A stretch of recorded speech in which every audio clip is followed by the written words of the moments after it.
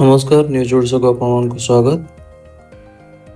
आज का विशेष खबर मोरडा मयूरभंज जिला निर्वाचन मंडल उपद्रव जारी रही बेले विभिन्न स्थान में हाथी आक्रमण 2 जन को मृत्यु घटी बेले 3 जन गुरुतर होती।